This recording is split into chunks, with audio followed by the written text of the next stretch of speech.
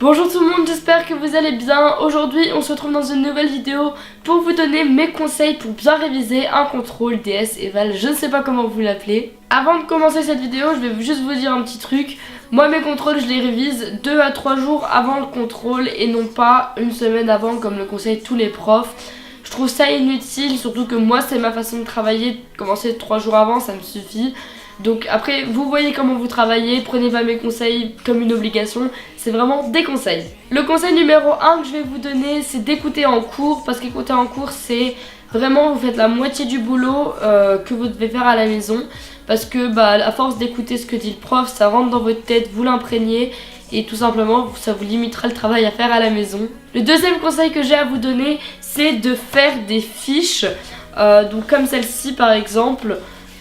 Voilà, vous voyez, j'en fais vraiment dans toutes les matières, pour tous les contrôles que je révise grâce à des fiches. Vous pouvez prendre ces grosses fiches là, c'est donc celles que j'utilise pour faire ce genre de fiches. C'est des fiches Bristol que j'achète dans toutes les papeteries que vous pouvez trouver où il y en a. Et en fait c'est des grosses feuilles à petits carreaux. Bon, celles-ci elles sont percées mais on s'en fiche un peu. Et donc voilà, pour moi faire des fiches ça rassemble tout ce qu'il y a d'important à savoir. Et vraiment, donc derrière par exemple là j'ai collé le bilan, enfin voilà, vous écrivez en fait ce qu'il faut que vous sachiez absolument. Conseil numéro 3 ce serait de surligner, écrire en couleur le plus possible parce que ça aide à mémoriser. Donc comme vous pouvez voir sur mes fiches, personnellement j'écris tout le temps en couleur, vraiment je surligne tout ce qui passe et... Pardon. Et j'adore surligner et écrire en couleur.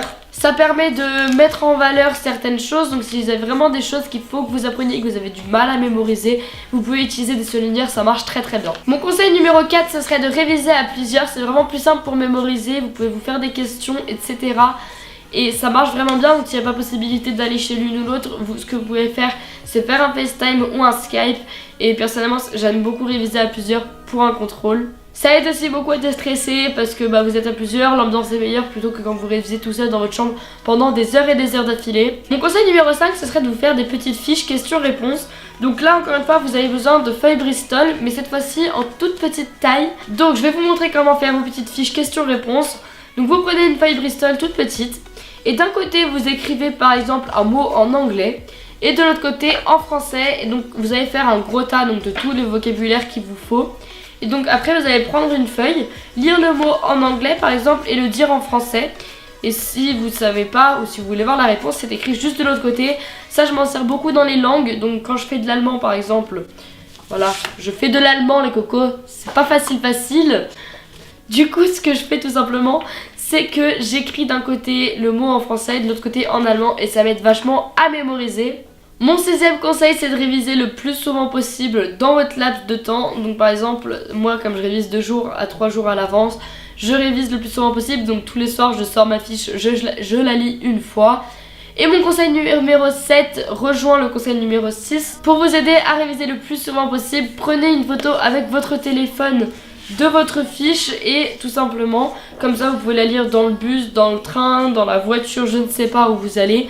Mais vous pouvez tout simplement lire ça sur votre téléphone, c'est beaucoup plus simple et ça vous évite d'avoir à sortir une feuille A4. J'espère de tout cœur que la vidéo vous aura été utile. Si c'est le cas, n'hésitez pas à liker cette vidéo et à commenter ainsi qu'à vous abonner. Je vous embrasse très fort et je vous dis à dans une prochaine vidéo. Bisous!